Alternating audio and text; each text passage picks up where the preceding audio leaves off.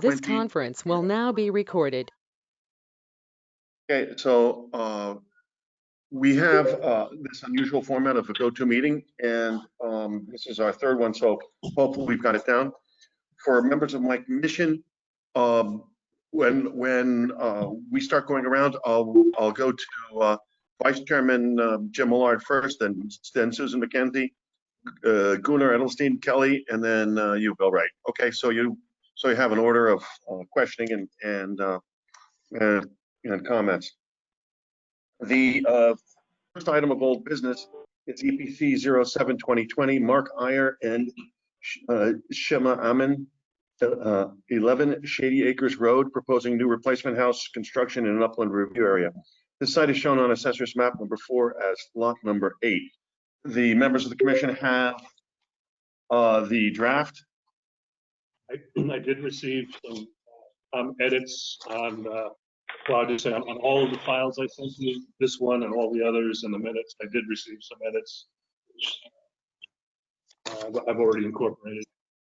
So that's good. Thank you, commission members, for submitting those to Rich via email. That way he can incorporate them and we can move forward. Did anybody have any besides the edits that were?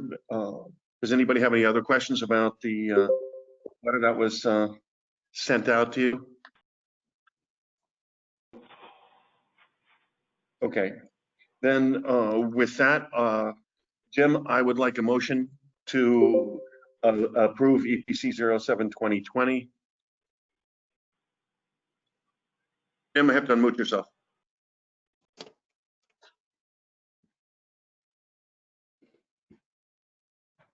Jim, you're still muted on my okay, can I unmute him? No, I can't. Jim, can you hear me? Okay. Jim Millard. There we go. Jim Millard, can you hear me? Yep. Okay, I need a motion to approve EPC 07-2020. Can you move that, please?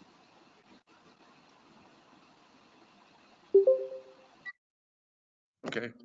Okay, listen, I'll move on. Susan. If you can hear me. Yeah, Susan McKenzie here. I will move to approve. Okay. Gunnar, can I have a second, please? I second the motion. Okay. Then without objection, I'll consider this a unanimous vote. Okay, Rich, next is EPC 10-2020, Robert and Jody Stocker Kennedy, 12 Nolan Lane, proposing regrading and drainage improvements in a regulated area and upland review area. The site is shown on Assessor's Map number 8 as lot number 41. Same comments apply. That we have edits from several people. Thank you very much. And does anybody else have any comments on those other than the edits? Okay, try again, Jim. Can I have a motion to approve EPC 10-2020?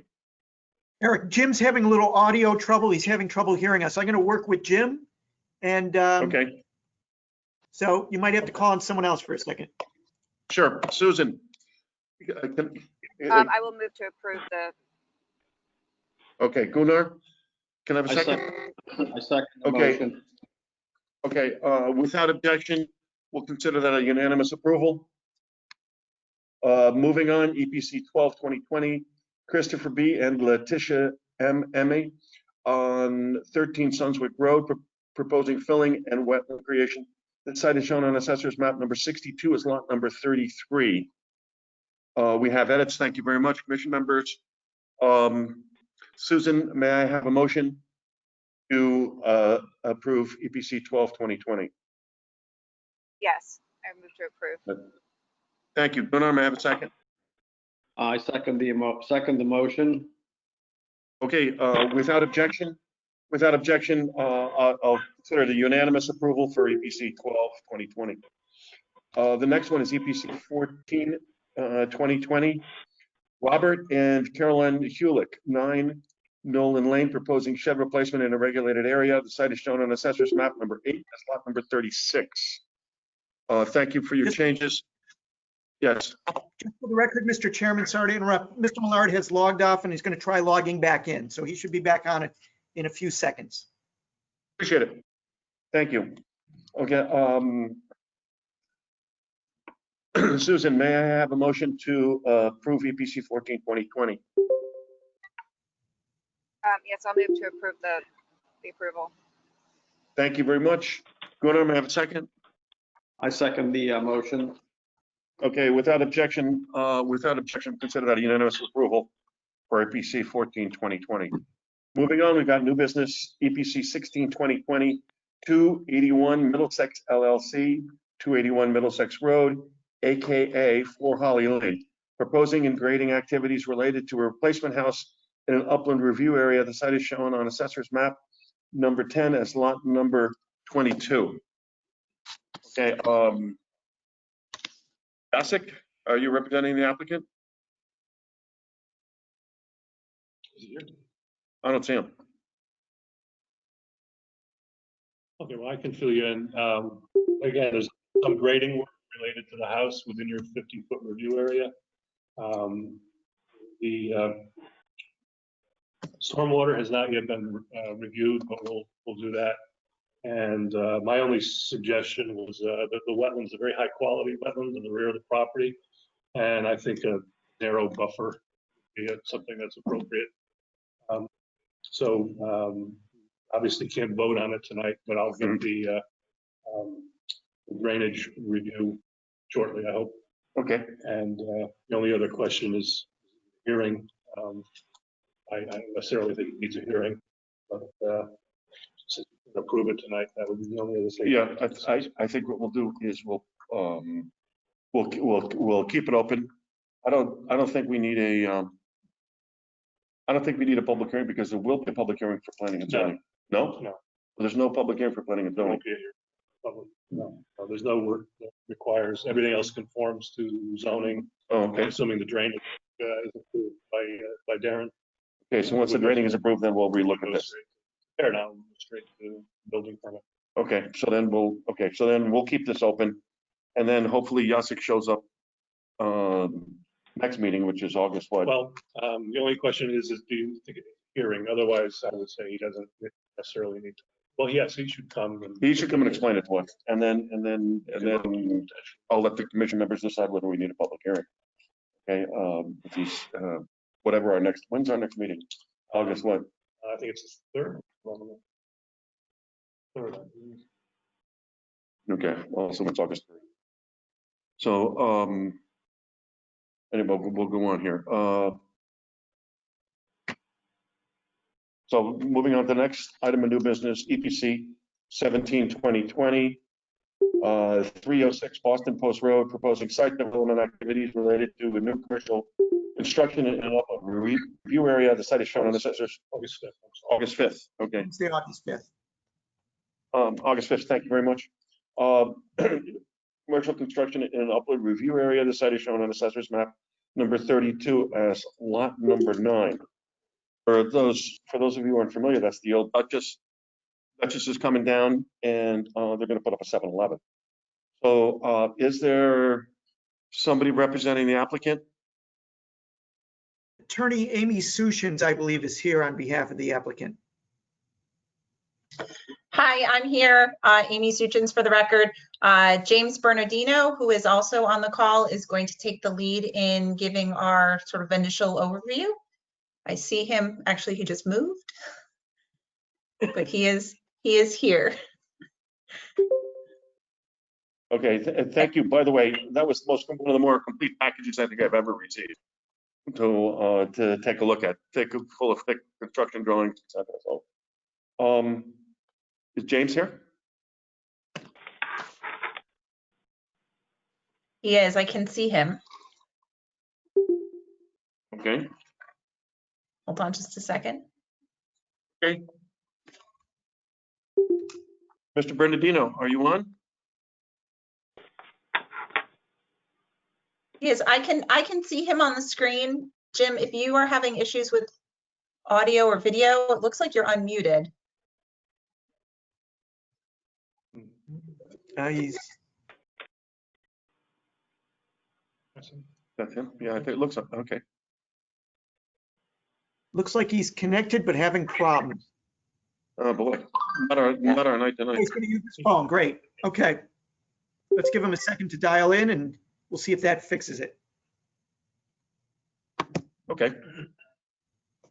Well, wait a second then, Amy, if that's okay. That's great.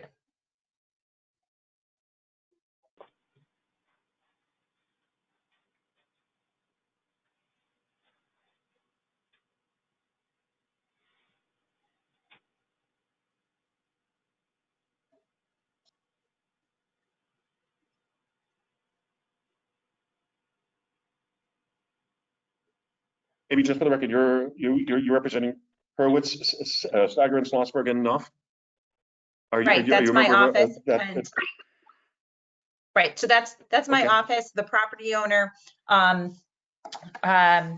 is the, hold on, tell you, is the Duchess Family Restaurant of Darien, Inc. Is the property owner, and 7-Eleven is the proposed ground lessor. Okay. Cool. Shutting off my audio. I do apologize for that. Much This is better. Jim Bernardino. I apologize. Good, Jim. My machine went down about. Good. So thank you for jumping in, Amy. I will give a real quick overview. Obviously, I do have the ability to share a screen if the administrator wants to do that. Make it real quick and easy to kind of give an overview of the project. Hey, you have your set of plans is extraordinarily complete. If you could just give us 5, maybe 10 minutes of our jurisdiction applies to the wetlands, and there are no wetlands in your area, but you're in the upland review area. So if you could just kindly focus in on that, and I think that'll be more than satisfactory. Okay. I am sharing my screen. There's I have an aerial up on my monitor. Does everyone see that or not? I don't. Uh-huh. Well, I see. We see your desktop. All right, let me have dual monitors, and I'm having technical difficulties today, but we'll solve There it you go. pretty Much quick. better. There we go. That's it. So basically, real quick, we have the Duchess Restaurant, Boston Road. Many of you are familiar with it. We had our environmental scientist, Michael Klein, visit the site. There are no wetland or resource areas located on the site. However, just to the northeast of the site, kind of wrapped by the on-ramp, there is a water course which is strictly associated with drainage conveyance for the roadway system. Going on to my next screen. I had everything geared up for the other screen. I do apologize for the clunkiness here, but we will get in line momentarily. This is an excerpt from Davidson Environmental, basically showing the the parcel and the GIS with the associated water course just off site. When you look at 100-foot upland area associated with that, it encompasses about 10,000 square feet of the site. Not very much area. Going into the overall site, obviously this is going to be redeveloped, complete raise and rebuild of the site to allow for the construction of a 7-Eleven site. And the overall reduction of the impervious area on the site is very conducive of enhancements to the wetland stream area. Well, I call it a stream, but it's more of a drainage ditch, which is located off-site in this area over here. As you can see, about 100 feet lies around here off the site. Currently, the edge of pavement is right over here, so we're reducing quite a bit of pavement going off to the site, off to that drainage ditch to the northwest of the site. We are reducing impervious coverage of the site from 80% down to 65. So that's a reduction of about 6,800 square feet. That's additional area or green space that's being added to the site, obviously, which promotes some more groundwater recharge and infiltration. With this development, we are also incorporating a comprehensive stormwater drainage mitigation package. Presently, Dutch's restaurant site does have a drainage system on it. However, there's no water quality or water treatment. There's an existing drainage outlet that all the water is collected, and there's one point source discharge to the stream. We're maintaining that point source discharge. However, we're incorporating a relatively significant drainage improvement plan, which includes a very large, not very good there, which incorporates a large underground detention system. Obviously, what we've done, again, technical difficulties, apologize. So what we've done is we've mitigated the pre and post development flows by two mechanisms. One, reduction of impervious standalone, but two, we've also incorporated the meadow method. Basically, we assume the existing conditions as being meadow rather than 80% impervious coverage. So with that, there's a great reduction in stormwater peak rate of flow from the site. And in addition to not just the attenuation of the flows and reduction of the flows, we incorporated relatively significant enhancements to the water quality being discharged from the site. We're incorporating deep sump catch basins with hoods for settling of total suspended solids as well as floatable materials. We have a proprietary stormwater unit, again, which acts as a sediment remover as well as a petroleum floatable capturing device. And we also have one of these underground chambers is completely lined with a filter fabric, which acts as a filtering system. It's called an isolator row, which is sort of a proprietary unit associated with the underground drainage system. And with that, it all gets collected and discharged to the exact same point that it currently discharges to the drainage ditch. So we believe that the drainage ditch that was identified just off the site that receives the water, that is the primary function that we've determined is, drainage conveyance. We found that the reduction of flow, water quality is a much better situation that currently exists, and these enhancements are a benefit to that water cost that was identified by Mr. Klein. My understanding is Mr. Klein may be on the phone as well if there's any technical questions associated with the delineation report that he prepared. So with that, I'll turn it back over to the commission for any questions and comments, and we can go from there. Great, thank you. Jim Millard, are you on? I am, Mr. Chairman. Good. I hope you were on to hear this.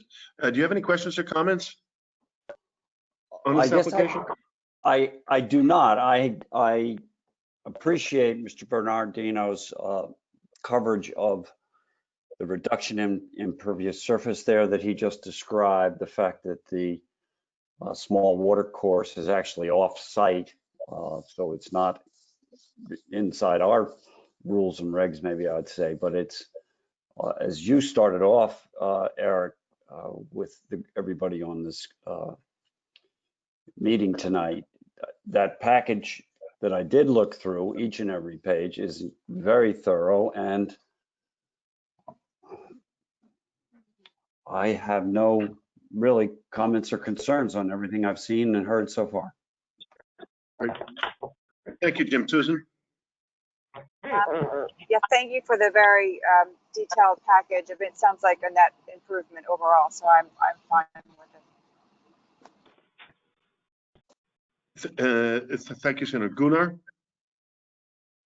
Yes, thanks. Well, the other day I was over there and there was definitely water flowing in that little, what you're calling it a drainage ditch, but I think it's more than that. So there was definitely water flowing there. So my question is there going to be a gas station there? And if so, are there going to be underground gasoline storage tanks? That's where I want to start. The answer to that is yes. There is 2 underground storage tanks that'll be there. I believe we're going to be approximately 40,000 gallons of underground storage. The exact number right now has been determined, but we're going to be in that range. Basically, those tanks are going to be located basically between the canopy and the water course that we've identified that we're just speaking of. So they will be on that side of the site. These are going to be state-of-the-art tanks with groundwater monitoring, leak detection, things of that nature. So things have gone a long way over the last number of years with the technology associated with them. So what happens if one of those things springs a leak? Well, with one of those things springs a leak, there are multiple detection systems there. Obviously, they're all double walled. They do have interstitial monitoring systems, meaning they not only monitor if groundwater is coming into the tank, but they also monitor if water gets released out of the tanks. Meaning, so there is mechanisms to detect leakage and the like. Obviously, that'll be audio and a visual sound alarm that gets set off inside the store, and the stores generally have their operating procedures when these things happen. Well, what happens when an alarm goes off? What happens when there's a customer spill? What happens when someone drives off with a hose attached to their car? So there generally are relatively significant emergency protocol in place, and the operators and the employees are all trained to notify, know where these are, and have all the emergency contacts in place. Are the tanks just like, I'll be honest, I know nothing about gasoline storage tanks. I know a little bit about oil storage tanks, like from a residential property point of view, but not gasoline, large commercial tanks. But how are they put into the ground? When they're put into the ground, they're relatively deep excavations because they are large tanks. So generally you have some sort of shoring that's associated with it. So we have stable sides. A firm base is prepared with generally pea stone and compacted. You always have dead men, not always, but 99.9% of the time, dead men, which are the large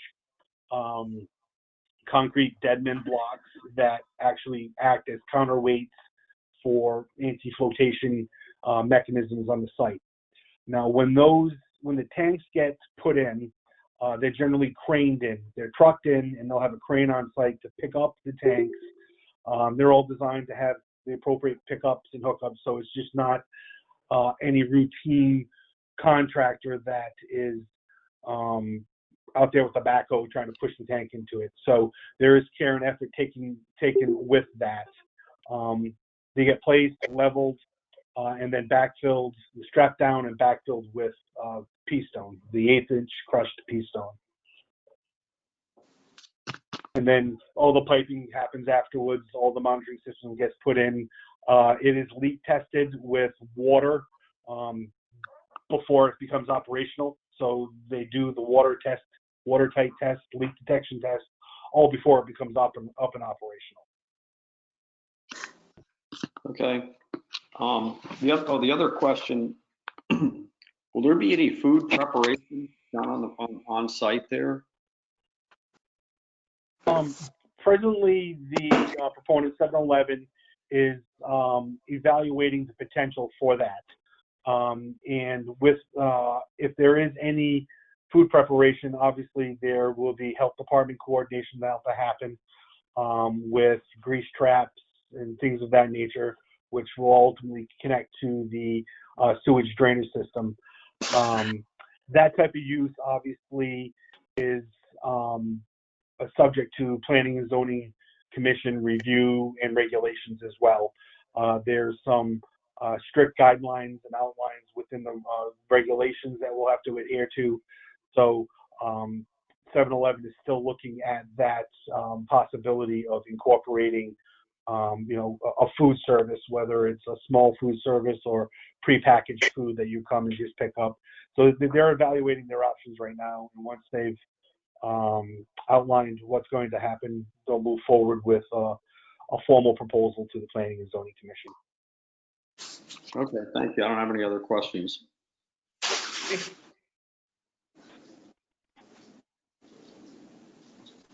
Ellie, do you have any questions or comments? Yes, I have a your quick, turn. I have a quick question. Given that there will be a gas station and the nature of the contaminants that are going to be on the pavement, is the grading of the parking and the design of the stormwater retention such that it is not going to be running towards the wetland, and that it's going to be collected and treated before it could be anywhere near it? It will all be collected. To say it's not going to be draining towards the wetland, that's the natural slope. So it will be going towards the wetland, which is obviously the natural low point. However, the grading plans depict high and low points throughout the site to capture and convey water to all of the catch basins. And the site will be totally encumbered by curbing. So the curbing and gutters will direct all water to catch basins. So the only thing that would be discharged, towards the wetlands via the surface would be anything outside of the paved surface, just the exterior slopes of the project. So all the paved surfaces where the gas operation and vehicle movements occur will be within that confined area where stormwater will be collected. Thank you. Okay, Bill? I'm okay. No You questions. Okay. Yep. Okay. All right. Excuse me. Jim, thank you very much for your presentation. Obviously, for me, this is for my comments are. I think this is much better than what we have today. And so this is it's better because you're testing the water that runs off, and so I'm firmly in support of this one. So again, I guess Rich, you'll write this. I can, yeah, I was going to suggest you do not need to have a public hearing. Yeah, I don't think. Yeah, I normally for Amy, because you're not from the area. Normally when we have tear downs and things like this, we have public hearings and things like that, so the public can comment on it. I don't think that's appropriate for us in EPC, and that planning and zoning will probably have a public hearing. Okay, planning and zoning will definitely have a public hearing. Thank you, Jeremy. I see you nodding. I think since the issues for EPC here are rather, are small and to one side here, I don't think there's major issues for us. So I don't think we'll have a public hearing unless some commission member feels so moved. Rich, what do you do? Write this. Write it up. Yeah, we'll write this up for approval for the next meeting. And then Amy, just so you were familiar with our process, we'll write up a draft letter. You can contact Rich Jacobson, but he'll be writing up the draft letter for approval, and then we'll get it. It'll be formally approved August 5th. But since Jeremy, who's running the call, is the principal person for planning and zoning. He knows how we feel at this point in time. And Jeremy, when do you have this on your calendar? Do you know? Well, I did have a pre-application meeting with Amy, and she's pulling together the rest of the application. The next P&Z deadline is August 13th, I believe. So she's still got a couple weeks to pull everything together. So I expect to see a complete application sometime in that time frame, based upon what I've seen tonight and heard tonight. And they'll get on a P&Z agenda probably sometime in September. Right, Okay. and that's correct. We're working towards some final decisions that implicate what we are filing with planning and zoning, as Jim noted during his presentation. And we had a very productive meeting with Jeremy about some of those issues. So I expect that, as he said, we'll be filing in the next, call it 4 to 5 weeks. And with the expectation we'll have a public hearing in the fall. Yes. Well, good luck to you. Thank you. Thank you very much for your time and patience with us. Okay, moving on, we have a public hearing tonight. EPC 5/2020, Joe Pagliarulo, 49 Sunswick Road, proposing a 2-lot subdivision and related house construction, septic system construction, and filling and grading within an upland review area. The site is shown on Assessor's Map number 62 as lot number 25 and 28. This public hearing is continued from June 3rd, 2020. So, what we have, let me get down here. I guess what we'll go through is Doug, do you want to take us over, because you've put some new things here. So take us through what you submitted. Sure. Jeremy, can I cut the screen, please? Sure. Let me set you up as a presenter, and you're off to go. Doug DeVesto Civil Engineering is the presenter now. Okay, let's see if I get the screen to work now. I assume you can't see my screen, correct? That's correct. Let's see.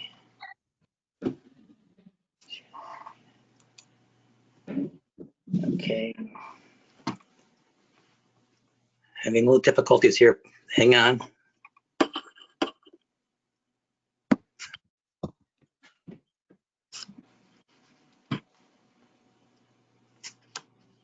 It's not working. Okay. Let's see if I can. What slide were you going to show first, Doug? I was going to show the existing conditions survey map. I don't know why it's not sharing it right now. Hold on. Maybe I can pull it up, but let's see. I do know that we gave your PowerPoint to channel 79. So it might be on TV, but hold on a second. Hold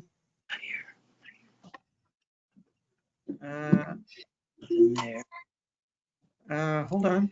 Maybe I can get it here. I'm not sure why I'm not a presenter right now. I should be the presenter, but I can't. Okay, hold on. Let me see if I can make it the presenter. I have you down as presenter, but what I'm going to do is. Where'd my meeting go? Okay.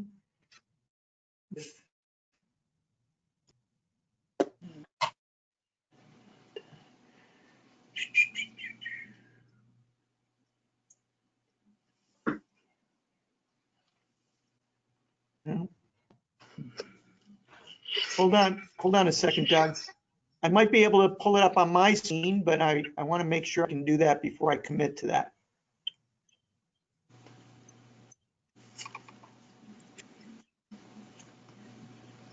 Hey, Jeremy, we just got channel 79. They have it up, but we don't have it up for us. That helps. No, it doesn't help us, but FYI. Right. Okay, hold on.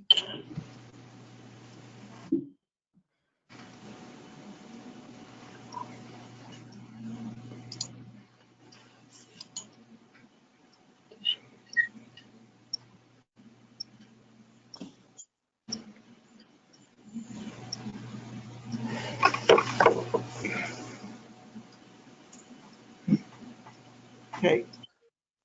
Everyone see that screen? Yes. Oh, shoot.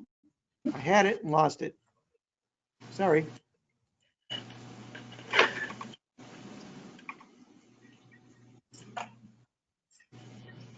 Hold on, Doug. I'm going to try to pull it up here. Give me a Okay. second. Yep.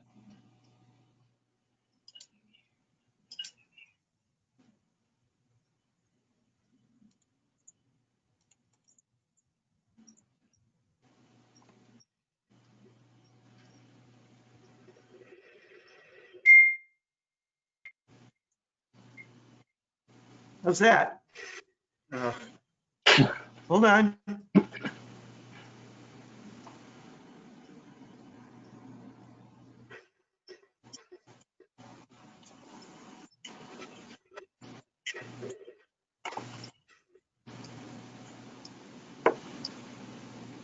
Mm.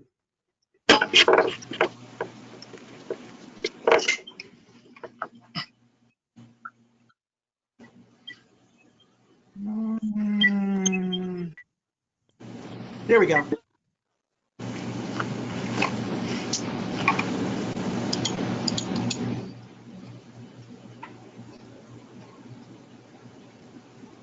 Doug, does this work? Yeah, I guess so. Yeah, you can't see my mouse, can you? Or my cursor, can you? No. Tell me where to point on Okay, the well, screen. we can go. I'll describe it best I can. So, Go ahead. okay, for the record, Doug DeVesta, represent the applicant. On the meeting tonight, we've got Jay Fain, our soil scientist. We have Matt Pop, our environmental consultant. I think at this time, before we get going, I'd like to just ask Jay Fain if he can discuss the wetlands along the south side of the property. He has another meeting to go tonight, so I want to get him on, and then he can sign off and go over just go over the Jay, if you could discuss the wetlands along the south side of the property there. Sure. Can you hear me? Hello? Yes, we can. Jay. Yes. We can hear you. Yeah. For the record, Jay Fain and Associates, 134 Round Hill Road, Fairfield, Connecticut. I'm the professional soil scientist who formed the wetland delineation on the property, and I did supply a copy of my CV to the commission. I hope you received it.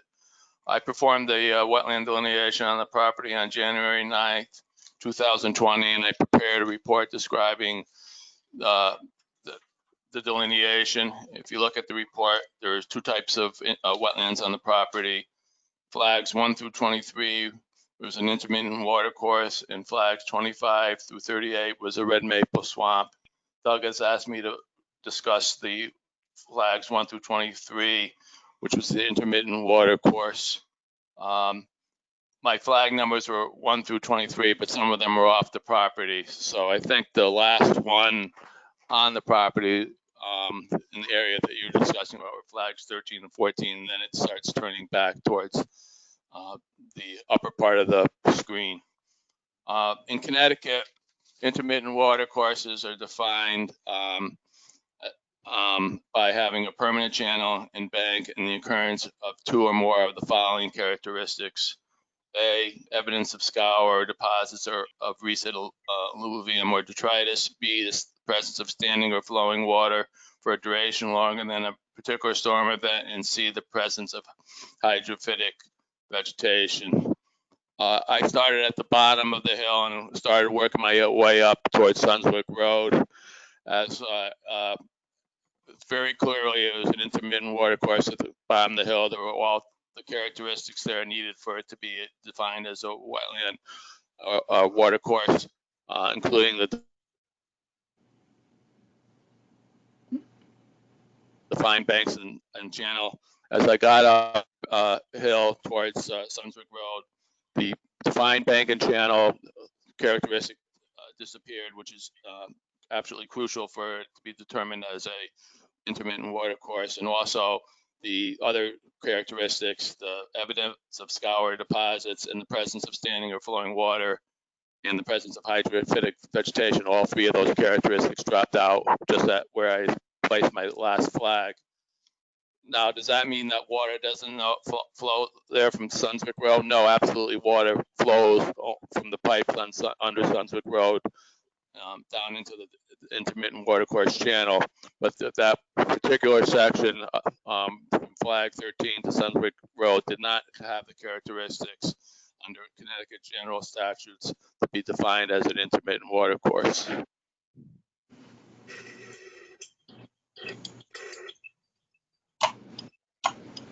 Happy to answer any questions or add any more clarification. I think that was good, Jay. Is there any questions from the commissioners on Jay before he leaves?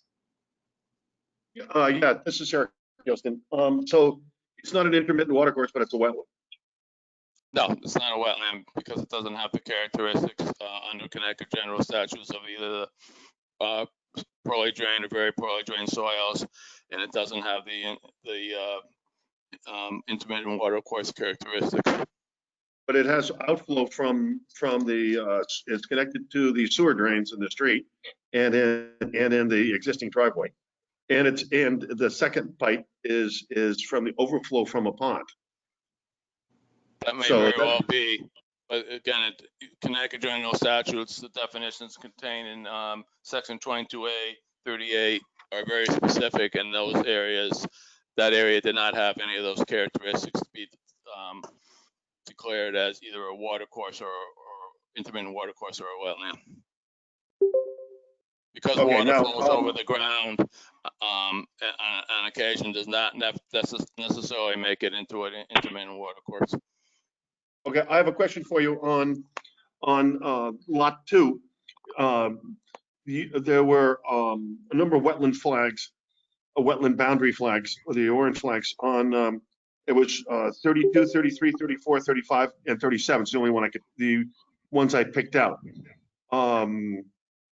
Now, you defined it as a red maple swamp. I don't see those here on my map. Okay, and I was wondering where they are. I apologize. I don't have control over the screen, but maybe somebody else can point them out.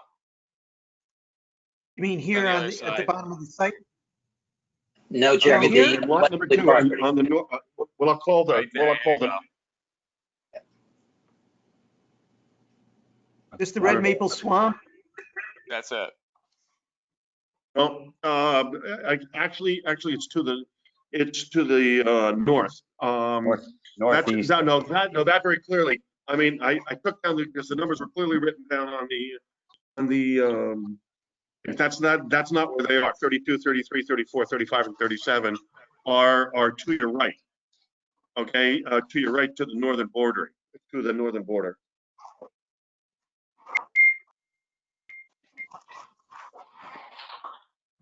No, I'd say it's farther to your right, to my right, as I look at the screen. Your left, Jeremy. To your left, right there, up there, right there. Oh, here's the trees right there. Right. That's 37. Nope. Flag number 37. Screen's a little too small for me to read it.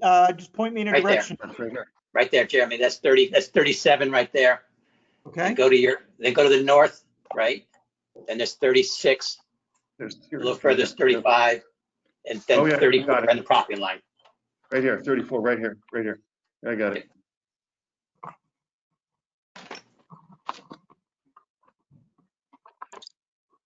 That area was very well defined because their area slopes fairly steeply right to the bank, to the edge of the bank, and to the edge of the wetland in that location. I see that. Okay, now I see them on the map here. See, I thought that was more on the. Soft site.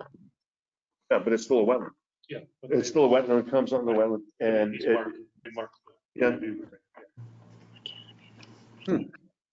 Because I had it visually, I had it on because the shed to be removed. I had it closer to the shed on the north side of that. I guess I gotta go back and take a look at this. All right. Okay, Jay, I got you. They're on the map there. I got it. Thank you. Fantastic. Okay. Does any of the commission members, Jim, have any questions or comments? I walked the site. I do have a question because I'm trying to clarify in my mind's eye. I think you were trying to locate it, Eric, as well. I've been out to the site now a couple of times, and the wetland boundary tapes that are posted and numbered, they're very helpful, are orange, and then there's some other flags that are pink streamers off various points on the site. And where Eric was headed just there, I was thinking there were a series of wetland boundary flags. If I go to the very north corner, right there where your cursor is moving, no, farther to the north, there. And if you come back towards Sunswick Road from there, so you're moving east with your cursor, just in from there, I thought I was seeing some of your wetland boundary flags in that area, or perhaps, you know, a little more off the property line. Jim, I think I can clarify that. Thank you, Doug. The pink ribbons are my location of my test holes. So the pink ribbons are deep test holes, and I think the orange flags were the wetlands flags. I agree that because I was able to carefully look at one of the, you know, the wetlands flags. It's really helpful because they're stamped, you know, wetland boundary, and then somebody with a Sharpie marker put a number on them.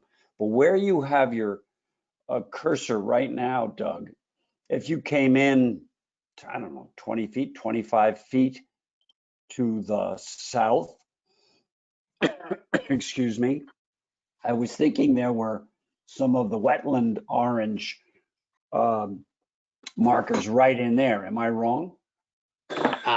Yes. I did Yeah, not there's place any flags in that location. Say that again. This is Jay Fain. I did not place any flags in the front of the house there.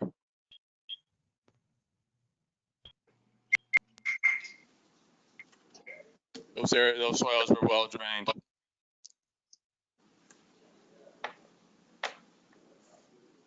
You Yeah, don't Jim, see. that area was that was all test holes in that, up in that area there. I did 1, 2, 3, 4, 5, 6, 7 test holes in that area. If you were to go a little west of where your cursor is, are there wetlands demarcations kind of there? Not so much where the proposed new house is, but where the words click are, right there where your marker is. Or am I just lost on the? No, those are test holes again, Jim. All right. Okay.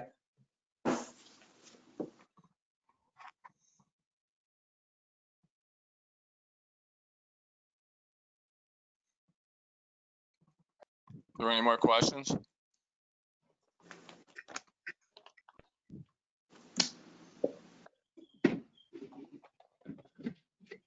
My only question, if I may, for ease, of course, the map, the plan that we're looking at on the screen is quite small.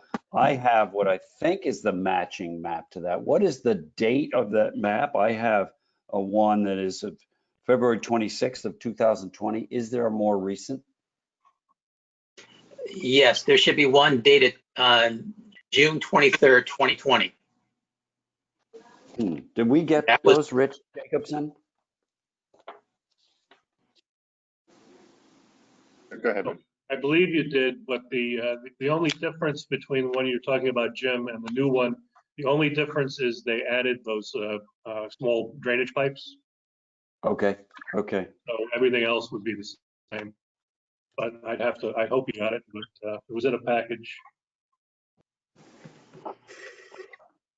But again, that was the only difference, is they added the pipes. And Rich, this is Jeremy Ginsburg, Planning and Zoning Director. That more recent plan was posted to the town website, darien.ct.gov/EPC pending application. So that's available for the public and the EPC members to look at. Jeremy, thank you. I can do that because what I got in the package that most recently with a June 22 letter to Vesta Civil Engineering, and this plan must be the old version, but I'll look at the one on the town website as you suggested. I appreciate the thought.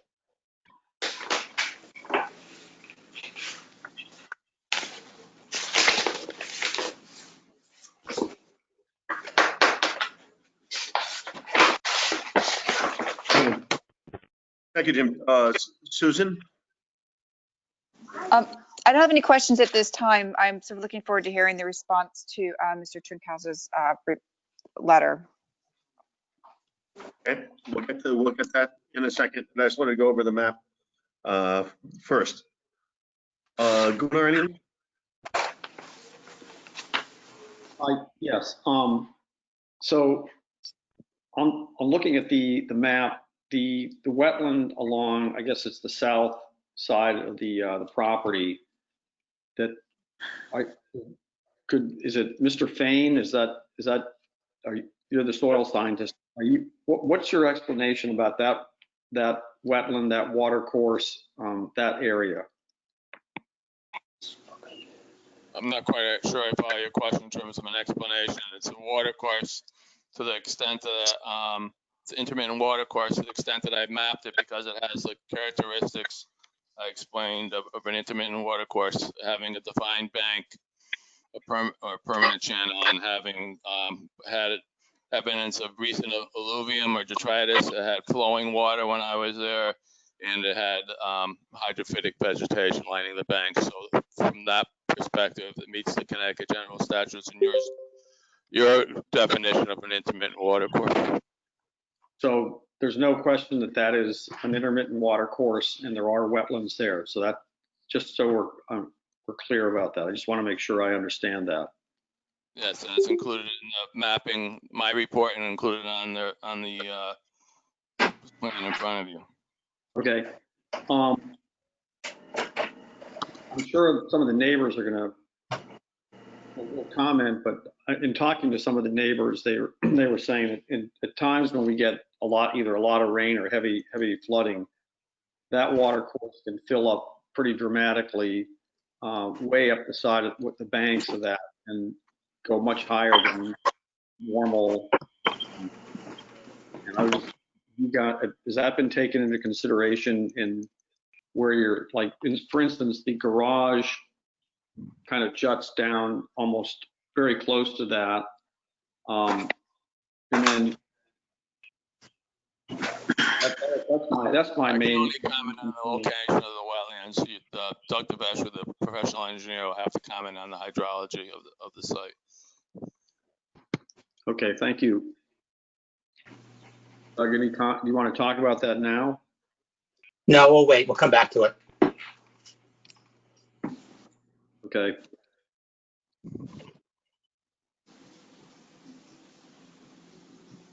I don't have any other questions right now.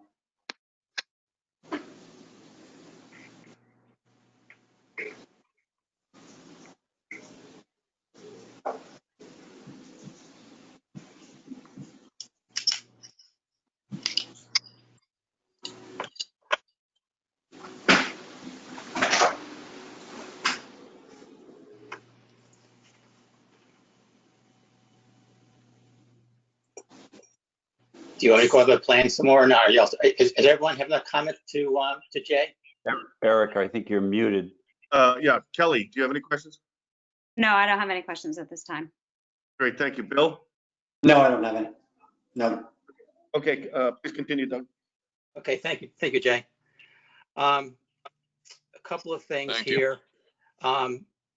First off, the last meeting, it was brought to our attention that there is a pipe that was missing from our plan, which was inadvertently missing.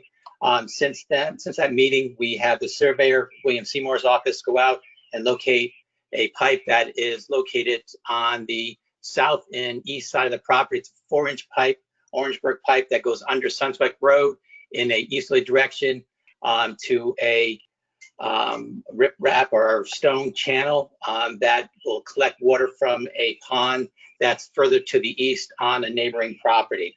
And then there's someone had placed a 6-inch corrugated plastic pipe, flexible pipe, over the outlet of that pipe and then headed it down towards, I think, wetlands flag number 13, just to keep the water from going through the woods and maybe causing erosion there. So that's the only change that you see on the plan from the last meeting. Again, this plan dated is 6/23/2020. So that's the only change we made to the plan that you have gotten in your package. Secondly, I just want to make a point here, Mr. Chairman. It sounds like one of the commission members were talking to the neighbors outside of a meeting. I don't think that's appropriate. I don't know how you want to handle that right now or not. It sounds like he's gonna, at the last meeting he mentioned he talked to the neighbors, and so he talked to the neighbors again about this. So I'm not sure how you want to handle that. Well, all ex parte, the only information to be considered is that which is presented and discussed during public hearings. That's a clear, and ex parte communications once a public hearing is open, ex parte communications are discouraged. Okay, it's impossible given that we live in a small town and that we don't run into people along the in the supermarkets and along the sidewalks. Rich, do you have? Yeah, that's correct. So anyway, I'm not sure what else you want. What else? Okay, no, I just want to put that in the record. That was all, because it sounds like it happened more than once there. That's all. So, but that's fine. We'll move on from that. So, we received, looks like the neighbors had hired Mr. Trinkus to review my plans, and we received comments today around 1:30. So I scrambled in the last few hours to come up with responses to his comments. I'm not sure. I assume all the commissioners has seen Mr. Trinkus's comments. So I like to go through them item by item and in a verbal manner, put on record, and then we will follow up with a written response to it. So getting on to the comment letters, the executive summary, just a summary of the comments that are in his letter there. So starting off with the sewage disposal system, item number 1, he talks about looks like he only reviewed lot 1. I think that's what he was required. So he's focused on lot 1 for his review here. He talks about the soils in the proposed sewage disposal system for proposed lot number 1 are marginal at the best for a new sewage disposal system. Ledge was encountered around 30 inches or so on the average within the area. So significant amount of select fill must be brought in to provide the required 48-inch vertical separation of ledge from the bottom of the sewage disposal system. Per the state health code, the bottom of the system has to be 4 feet above ledge rock. And this is my response back. Per the state health code, the bottom of the system to be 4 feet above ledge rock with 2 feet of natural occurring stones before select fill can be brought in. The proposed design meets that requirements. His second comment, number 2, Mr. Trinkus's comments, to fit a 4-bedroom sewage disposal system in this area, a proprietary system by Geomatrix must be utilized due to the limited area and not a more conventional system such as leaching trenches or shallow galleries. My comment was a proprietary system by Geomatrix is an approved system by the state health code. The GST system, which is a product of Geomatrix system, is very similar to a stone trench in that it uses a sand and stone fins with a distribution pipe along the top of the stone, similar to a stone and trench system. This third comment here, as the proposed sewage disposal system is just 25 feet from downgrading property line per state health code requirements, the native soils are marginal. Renovation analysis performed in accordance with the CT DEP design manual needs to be done to ensure that all effluent directed to the system will be attenuated on lot 1 prior to the downgrading property line. The analysis needs to ensure that 21-day travel time for the bacteria and viruses, there's adequate dilution of nitrogen to 10 milligram per liter or less at the down gradient property line. And my response is the CT DEP design manual is for flows greater than 7,500 gallons per day, therefore does not apply. The daily flow from our proposed 4-bedroom house will be around 525 gallons per day. You can see it's much less than what DEP is looking at. And there is also no requirements from the Darien Health Department or the EPC for such analysis. Going on to his next comment, stormwater management. Item 1, Appendix A of this site engineering report provides an operations and maintenance plan for the stormwater management system proposed. There are no provisions for inspections and maintenance of the underground Coltex system or level spreader discharge system.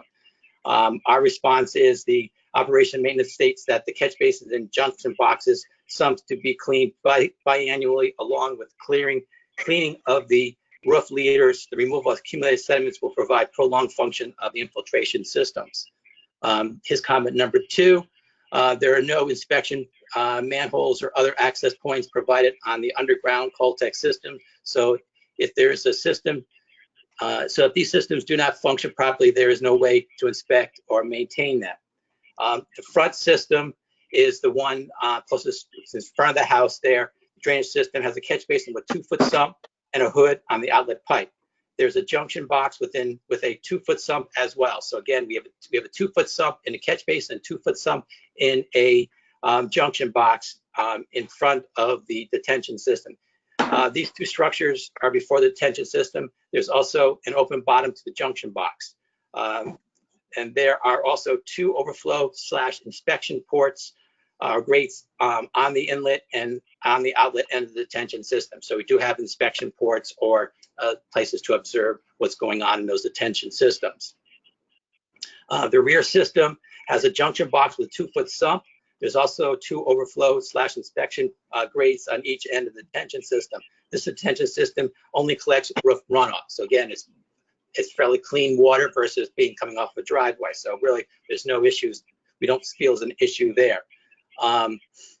Then item number 3 from Mr. Trinkus, there is no pre-development system, no pre-treatment system for the runoff being directed to either the 2 Coltex systems, except for a catch basin prior to the system located in the front of the house, which has a 24 deep sump. This is inadequate to prevent the movement of sediment, suspended solids, material from entering the Coltex systems and accumulating in the stone layer under the Coltex system, thus reducing the void spaces within the stone. Reduction in the void spaces reduces the storage volume within this layer. Again, my comment is there are two 2-foot sumps in the front yard drainage system, one in the catch basin, one in the junction box. There's also a hood to trap floatables within the runoff. There's our professional opinion. With proper maintenance, the catch basins and the junction box should function and should remove the sediment that's in the stormwater. Fourth comment from Mr. Trinkus. The water quality volume for the impervious areas on lot 1 has been provided, but has not been shown by calculations that the water quality volume is being provided in the bottom of the Coltex system as stated by the applicant. The rear yard drainage system does have the water quality volume. The water quality volume at elevation 46.1 is 331 cubic feet. The outlet elevation of the detention system at 46.25. Therefore, the volume is met. The front yard detention system does meet the water quality volume. The water quality volume at elevation 48.6 is 236 cubic feet. At elevation 48.6, therefore the volume hasn't been met. So we feel that we met that requirement for water quality volume within our detention system. The groundwater recharge volume for the CT DEP 2004 Stormwater Quality Manual has not been provided. It has not been demonstrated that the groundwater recharge volume will be fully infiltrated per the manual, which is the key to maintaining pre-development infiltration rate. We did not provide those calculations. We can, no problem at all. Calculations, I did them since this afternoon. Calculation that demonstrates that the groundwater volume for the rear detention system will fully infiltrate the groundwater volume. The front detention system outlet will have to be raised slightly to meet the groundwater volume, which will be no problem doing that. Number 6, the applicant is using the results of a percolation test PT 101 as an infiltration rate for the underground Caltech system behind the house. This percolation test was conducted at an elevation 19, depth of 19 inches. The bottom of the Caltech system, the native soil is around 27 inches below grade. Thus, the percolation rate is not representative of the infiltration capacity of the soils under the Caltech system. Well, we don't agree with his assessment. The percolation test was not done at the depth of the detention system. The percolation test was done at elevation 45.5 based on the existing soil rate, the existing ground elevation of 47. The bottom of the detention system at 45.75, which we feel that is insufficient to figure out the infiltration rate of the soils. His question statement number 7. Additionally, a percolation test means both horizontal and vertical movement of water into the soil. So it is overestimating the vertical infiltrative capacity of the soil, which is used in the design of the stormwater infiltration system. A double ring infiltration test is appropriate test to be done at or below the bottom infiltrative practices for the modeling of this type of system. Our response is the town of Darien standard practice is to use percolation tests for the rate of infiltration. This has been standard practice for a while. This commission has actually reviewed and approved other designs that we've done using a percolation test. Number 8, as a true infiltration rate as less than that is used by the applicant, the claims for a reduction of peak rate will also change and thus may not meet the town of Darien requirements. A safety factor of 2 times percolation rate was used for the infiltration rate for the detention system per the stormwater quality manual. His comment number 9, per the DEP manual on page 11, P3-3, it states that the bottom of the infiltrative practice should be located at least 3 feet above the seasonal high groundwater table or bedrock as documented by the on-site soil testing. Our response is, in a perfect world, to maintain 3 feet above groundwater or ledge would be ideal, but to find 3 feet above groundwater in Darien could be provided to be very difficult. In fact, the standard practice within Darien is to maintain 12 inches above groundwater. Again, we're following our standard practices here in Darien. Number 10, the Caltech system located behind the house on the proposed lot 1. There's only a 1 foot to 1.5 vertical separation from the bottom of the stone layer to the observed modeling indicator of seasonal high groundwater. Where this system is located into the original grade, the easterly end of the system is located 0.75 feet above the existing ground surface, but there is no test holes at this point, at this end of the system, so it cannot be confirmed that 3 foot vertical separation distance is met. Again, standard practice in Darien is to maintain 12 inches above groundwater, so which we've done. Mr. Trinke's comment number 11, based upon comment number 10, the Caltech system at the rear of the house is not in compliance with DEP manual. Again, we're following standard practice here in Darien, maintaining a separation of 12 inches above groundwater. Number 12 for Mr. Trinkus, the proposed pool is located only a foot or so from the northern edge of the rear Caltech system. While I understand this is being shown for a future possibility, it does not appear to be constructed with adversely impacting the integrity of the Caltech system, as the pool excavation would likely be deeper than the bottom of the Caltech system. Again, the pool location size is only feasibility. When this house is built, the pool may move and size may change. So I know that doesn't seem to be an issue. The sump pump for the footing drains will be used as the bottom of the foundation is located a minimum of 3 feet below the observed seasonal high groundwater table. The water from the footing drains will be discharged to the rear Caltech system.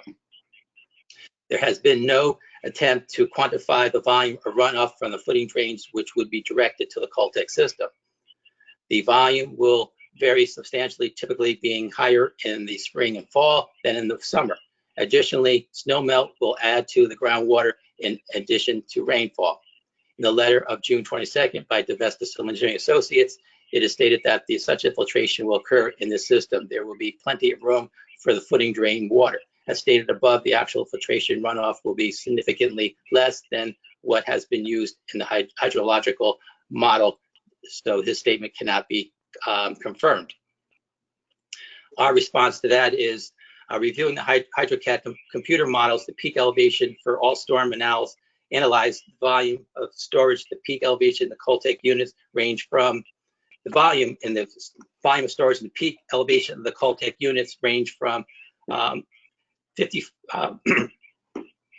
5,140 gallons to 4,200 gallons, depending on the storm event. The smaller the storm event will have more extra storage capacity versus the larger storm event. So we feel that the extra capacity in that rear detention system has the capacity to handle the footing drain water. Again, that rear system is only collecting roof runoff only. Excuse me. The level spreader for the discharge, again, Mr. Trinkus' comment number 14, the level spreader for the discharge of the runoff in the rear Coltex system using a 4 foot by 4 foot, I think he meant 4 inch by 4 inch timber placed in the ground on the downhill side of the stone filled trench to provide uniform flow across the length of the timber. However, there are several problems with this design. Wood, even pressure treated wood, rots over time and decomposes. So at some point, uniform flow will not occur, but will occur as a concentrated flow at the low point. Additionally, the use of timber and a rebar driven into the ground will be subject to frost movement and results in movement of the timber up and down slightly, which again affects the ability to ensure overland flow. Also, as the spreader is dead level, runoff can leave the system at the ends where there is no timber, thus leading to some degree of concentrated flow. Our response is the timber placed on the downhill side is spread as a 4 by 4, 4 inch by 4 inch timber. The detail states a minimum of a 36 inch number 6 rebar to be used and set 5 feet on center along the length of the timber. This will be sufficient to hold down the 4 by 4 timber. So we feel that we met that shouldn't be any issues at all. The infiltration number 15, the infiltration is not occurring, then the groundwater recharge volume has not been met. Additionally, there is no reduction of runoff volume. Runoff volume is a driver of potential down gradient flooding, as typical detention systems only reduce the peak rate of runoff and do not reduce the increase in volume associated with the increase in impervious area. Our response, the volume of runoff has been reduced by providing an open detention system, meaning runoff can exfiltrate from the Coltex units. Besides, the town of Darien requirement is to use a fresh metal approach to determine the pre-development runoff. Therefore, we do not get any credit for any of the existing impervious areas. Reviewing the computer model, the volume of runoff is decreased from all storm events analyzed. Number 16, there are no test holes or infiltration tests in the location of Coltex system in the front yard, in the front, the residents on the proposed lot 1, so cannot be determined, do not confirm that the vertical separation to groundwater and or ledge rot are met from DEP manual. Town of Darien standard practice is 12 inches above groundwater, which we feel we met. Item number 17, the routing analysis for this Coltex system does not include infiltration. Then there will be an increase in runoff volume directed to the wetland area on this property, as well as the property owner by Malcolm Hall. Our response is the proposed system is an open system, meaning runoff can exfiltrate into the surrounding ground. Therefore, the volume will be reduced. And number 18,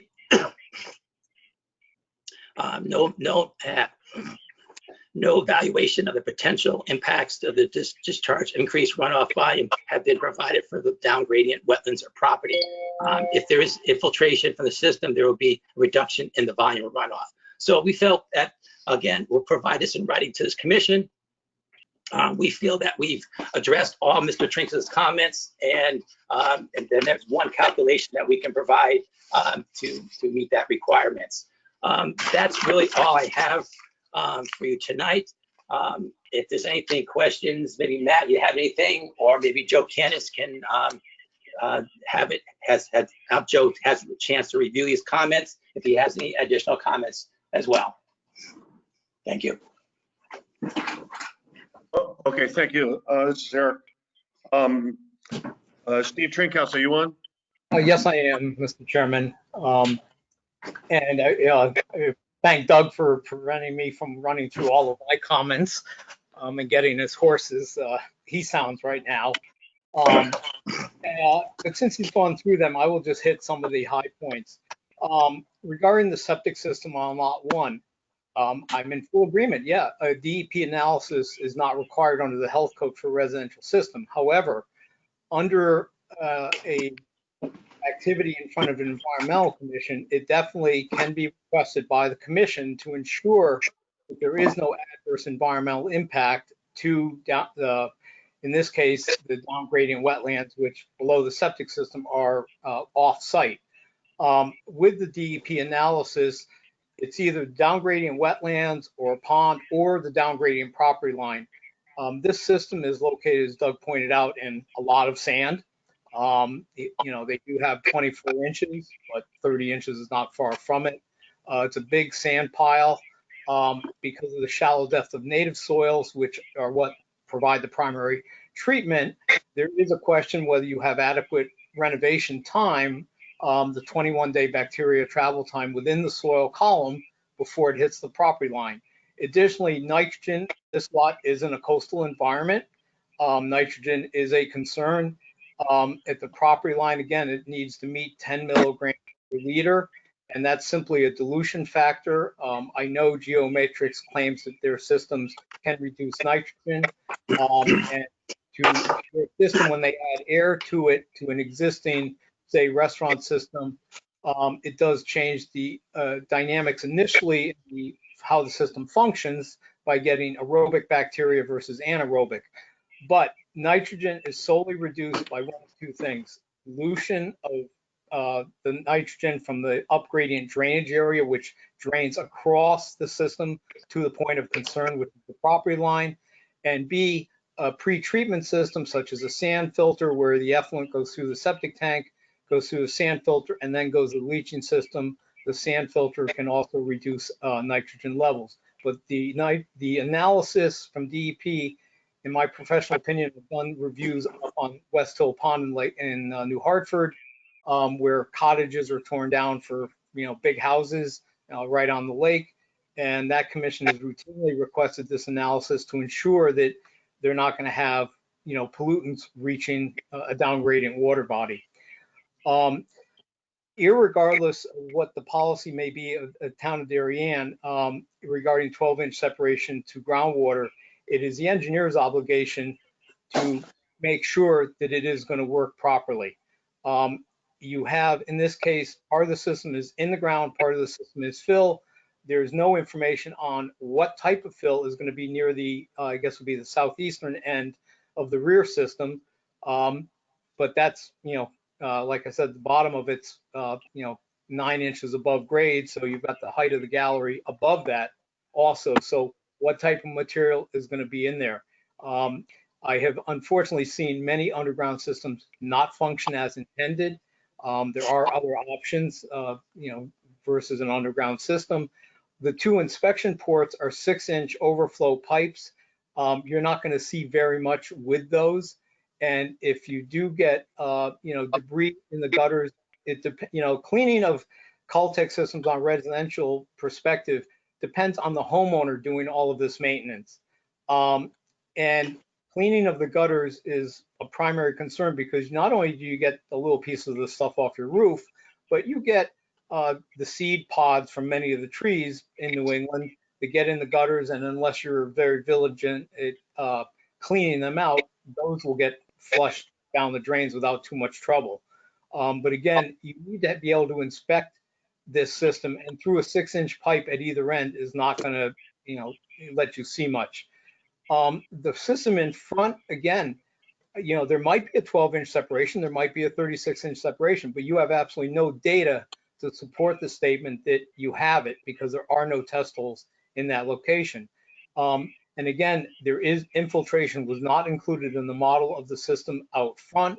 So, the statement saying, well, we are going to get some infiltration is unproven. You either have data and you prove that you are infiltrating water or you don't.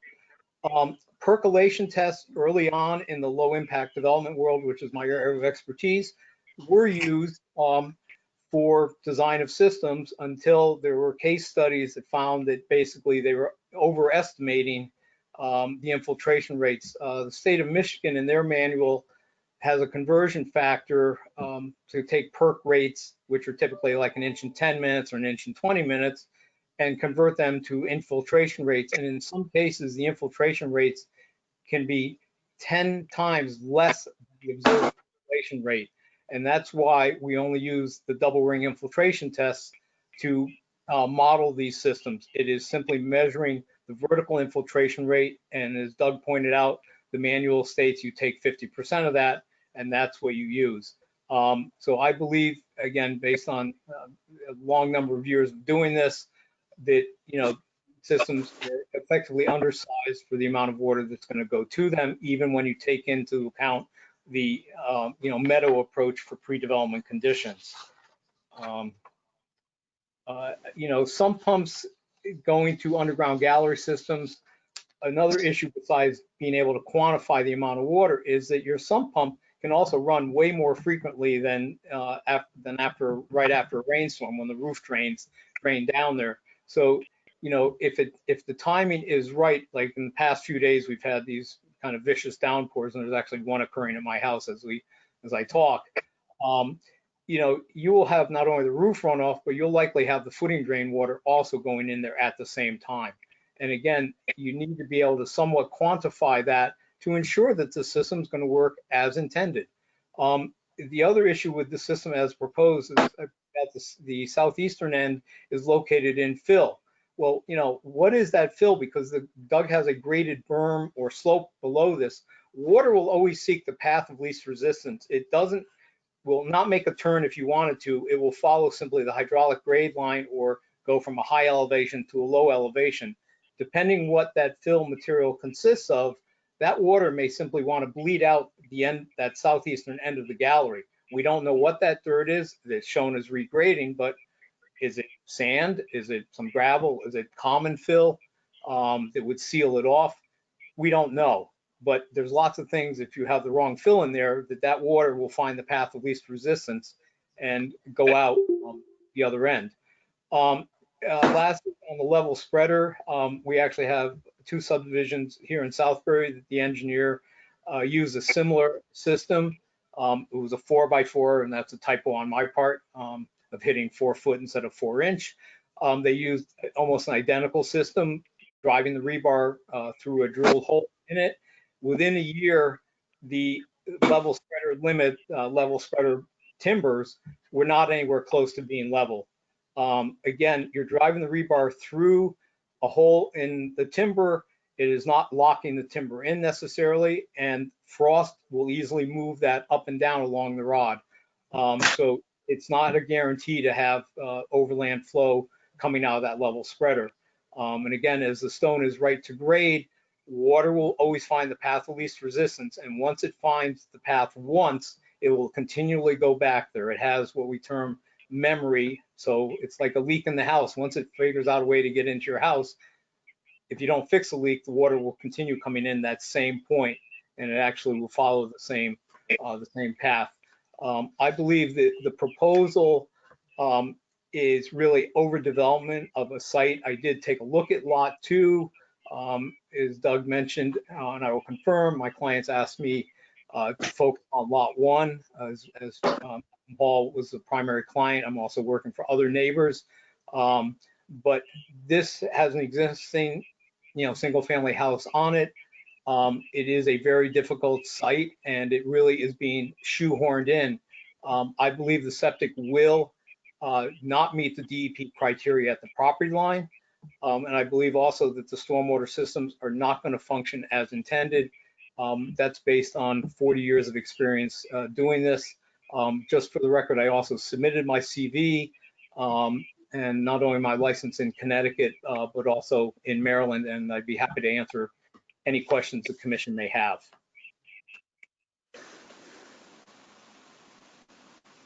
Okay. We go to Rich. Should we go to Doug or should we go to Joe? Hey, Joe. Would you like to? Yes. Sure.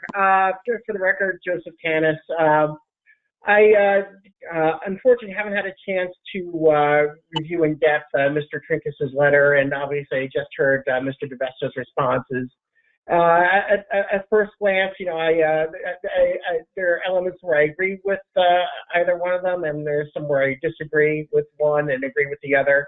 So it's going to take me some time to go through these comments. I can't give you a detailed response tonight, but I would like to see Doug's written responses, and then I could go ahead and then issue a letter within a week of that that evaluates both written pieces of written information that we've received, if that pleases the commission.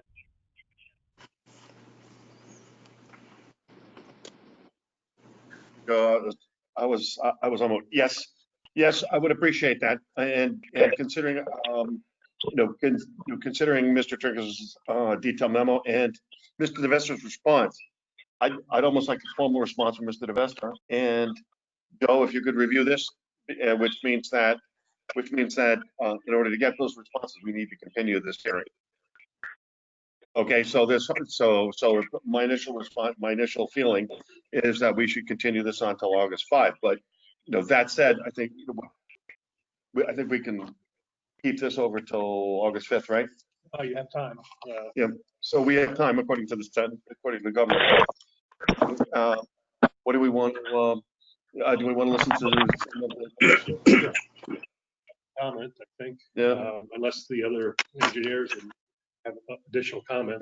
Doug DeVesta, do you have any additional comments? Yeah, I mean, the issue with the septic system, I'm looking at the Connecticut Design Manual on page 3, which I think Mr. Trinkus is aware of, and it states here, there are many other nitrogen sources in the environment which also will contribute nitrates to the groundwater, such as fertilizers, rotten vegetation, and atmospheric itself. For this reason, it is unusually not practical or necessary to try to design a small sewage disposal system for the removal of nitrates. Again, we're looking at a 4-bedroom house with a 525 gallon a day flow rate. And what he was talking about, what he talked about, I think up in Hartford area, he was saying these were small lots, probably less than half an acre, and they're a lakefront. There are properties such as in Brookfield, they're on small lots on Lake Candlewood. You have to do a nitrogen removal calculation. We feel that our septic system design meets the health code requirements, and they are designed to remove nitrogen and treat the bacteria and viruses in the soils itself. So again, going on with the groundwater separation distances, yeah, the manual does ask to see 3 feet, and if that's the case, then almost every house in Tokenique that I've worked on will not be built to today's standards. There's really no areas in Darien, maybe a few spots here and there that you can get 3 feet above a groundwater, a ledge rock for a drainage system. Yeah, we can raise them, we can fill them, and we could we can pump the groundwater up to them. But does that make sense? No, we want to do a gravity system. So yeah, the DEP requires us to look at 3 feet, but Darien standard practice, and that's been that way for as long as I can remember, 12 inches it's been satisfied. So we feel that 12 inches separation is adequate. And the same thing goes with the percolation test. We've been using percolation tests in this area and for years, and we've been injecting a two times safety factor with it, and that seems to be functioning properly. That's Okay. all I have for now, but we'll certainly provide a written response to these comments to you guys. Okay, good. I think I'd rather read the formal responses, etc., before I start asking questions and comments from a personal standpoint. Is there any member of the commission that would like to ask questions or comments like this, knowing the fact that we will receive formal responses from Mr. DeVesta, and I'm sure Mr. Trinkhouse and Mr. Connors will also review this. So Eric, is there anybody who, Yeah, it's Susan McKenzie. I have a question. please? I just wanted to confirm, have the septic systems been approved by the Darien Health Department already? They, Susan, this is Doug. They were reviewed as a feasibility to demonstrate that these lots can be built on for subdivision purposes.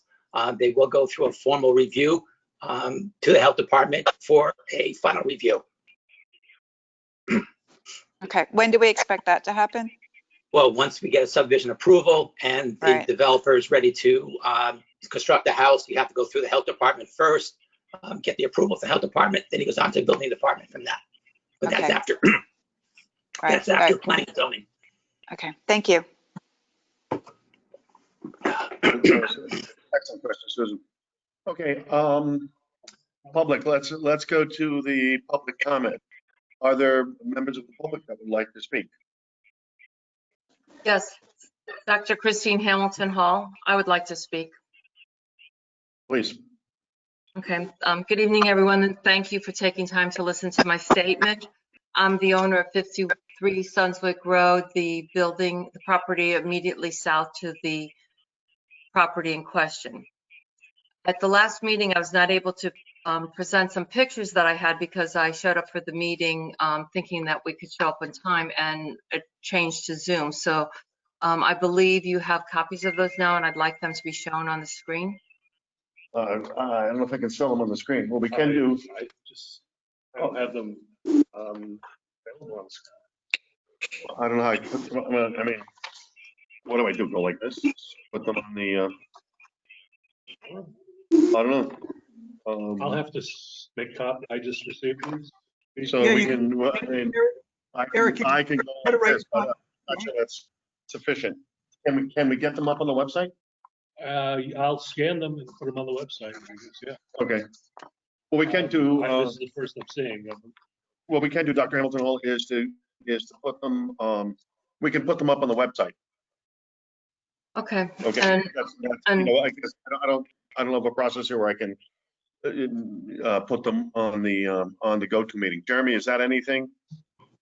Yeah, the best you could do at this point would be to hold them up to the web camera. I don't know how well that would reflect for everyone. Yeah. well, I'll just describe them. The pictures I'll show how low the freshwater ponds are currently with this current drought that we're having, and it shows that the freshwater pond that drains into the waterway that the soil expert that didn't have water. There's one picture showing water now during a drought. So obviously, it does have water year round. Maybe not every single day, but certainly every single month. And that slide there shows that it's about 2 feet below the normal amount. Now there's another slide, Mr. Houston, if you could pull up the picture of that shows the garage. You can see a picture of the water line on the garage that's 2 feet up on the garage. And that garage is about 35 to 50 feet away from the pond. And the pond water got up 2 feet above where it is now, and then 2 feet beyond that to make that water line on the Penn's garage. So that's over 4 feet higher than it is today. So it shows that it gets quite high, and it gets quite high in comparison to what was done when they did the soil and the percolation test. They were done during low water levels, and obviously that's going to skew the results that they get, and it will skew any calculations that they do for that.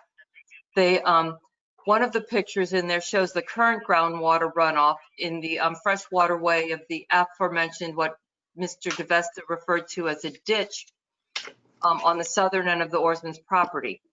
And I also included a picture that's actually a video that I guess I'll have to resend because apparently it went in as a picture instead of a video, but it was just taken within the last month. That is on the northern pipe that still does not show up on the site plan. So every time they've redone the site plan, they've added another drain that was there, but there's one on the northern end that has a active waterway that you could actually hear it in the video going having the water flow through it. And that that's within lot number 2. And it goes into the Delps, the Glassians, and the Bragg's yard. I'm not sure that that one goes into mine, but it might add on to the stream right behind my yard. But that's far enough from my yard that that particular one is not actually an issue for my yard. It's a bigger one for everybody else. And it's very curious that this drain was not depicted on the current site map. The second drain, as you know, was also intentionally omitted from all but the latest version of the site map. And in Mr. DeVesta's June 22nd letter, he said that it was missed by the surveyor. Yet on the June 3rd meeting, he admitted that they knew about the pipe, but they chose not to include it on the site plan because in his assessment, it didn't matter. So another pipe that shows up, there's a pipe behind the Oarsman's current home that I'm assuming is a sump pump, but I don't know what it is. But there's a pipe there that also drains back into the backyard, and I don't see that on the site map. I also don't see on the site map several things that are really apparent to me, like there's about a 3-foot wide tulip tree over by the northern waterway that's not on the site map, which is not a subtle thing. So when Mr. Trinkus assessed this area, he did not come down and look at it. He assessed it just based on the with the assumption of completeness and accuracy on the site plan. However, the site plans have all been intentionally incomplete and misrepresenting facts to disguise the blatant significant adverse impact building a home on site number 1 as proposed would have on the equilibrium of our neighborhood's environment, as well as the homes adjacent to number 49 Sunswick. The added adverse effect of additional groundwater if a basement were to be built and they were to do, they mentioned sort of off the cuff at the last meeting that they were thinking of blasting. That was the first we had heard of that. That would obviously stir up more of the groundwater that goes through the granite, and that would add an additional source of water. So that would really have an adverse effect on the stability of our environment, and it would be even more significant than what we're seeing, just not even thinking about the basement, the blasting, the swimming pools, and all of the other things that I can't imagine anyone's ever going to approve, so I'm not going to be discussing those. My concern is there are many inaccuracies, and all of them understate how dangerous it is to split this into 2. The inaccurate January assessment by Mr. Fine, the soil expert, that there's no water near the road, but that's belied by the pictures that Mr. Houston has with him that shows water present in there. It's a fair amount of water. The one, if you see, Mr. Houston, if you could grab the one with the big pipe, it shows right now during our drought, there's a lot of water there. There might not have been in January, but it was January then, and that pond that drains into that pipe freezes over in January. Enough that people ice skate, the neighborhood kids ice skate on that. So when Mr. DeVesta talked, he said that, well, yeah, there is some water that, well, there's actually significant water that goes through that. Heavy rains, it's actually has shoots out like when you open up a fire plug in the city for all the kids in the summertime. It has that much force coming out to it during rains. And And they also, the proposed house measures out to be where they state where it's going to be. It's actually more like 15 feet from the midline of the splash pad of that waterway, whereas they're saying that it's over 23 feet, but it's actually under 15. And I measured it with a, I don't know what they measured it with, but I just used, normal measuring device, rolled it out, and it was little under 15 feet. So I gave it a little bit of leeway because their marking is on a tree. So I did it so that the tree would be, so that that marking was pulled as far away as it could be from that midline, and it was 15 feet. So so they keep changing the additions changing the drainage on these site plans, and each one adds a drain after we point it out. But it still doesn't have the northern drain, nor does it have the drain behind that I can see, although it's so small. The version that I can see now in front of me is so small that maybe they have that teeny little pipe behind the oarsman's current home, but I still don't see those on there. And I'm just finding that every underestimation of amount of water, every underestimation of the extent of the wetlands, calling our what turns into a small stream, saying it's not even really a waterway because there's no water in there, when those pictures show that there is a waterway even during this current drought. And the overstatement of the distances between the proposed structures and the existing topography, the intentional omissions of freshwater ponds that are currently uncharacteristically low due to our current drought situation. These are all obvious attempts by Mr. DeVesta to misstate facts so as to push through an inappropriate approval to construct structures that will worsen the excessive water runoff into my basement and crawl space and the Bragg's backyard. And I'm well aware of the credo that it's better to ask for forgiveness than ask for permission. So he's underestimating it so that when we have these problems, he can, I suppose, deal with that. He says that he wishes to comply with a standard of care permission type for his plans rather than a fact and logic-based, deductively sound analysis of the flooding risks and the risk to the damages to our environment and our freshwater ways. This should be beyond a reasonable doubt. We don't want the flooding fiasco that Mr. Pagliarolo and Mr. DeVesta exacerbated at number 8 South Trail in Tokenete to occur at number 49 Sunswick Road in Delafield Island. Mr. DeVesta is legally responsible for any of these inaccuracies and the damage caused by his underestimation of the effects of the several sources of water that would have on our homes and on our environment.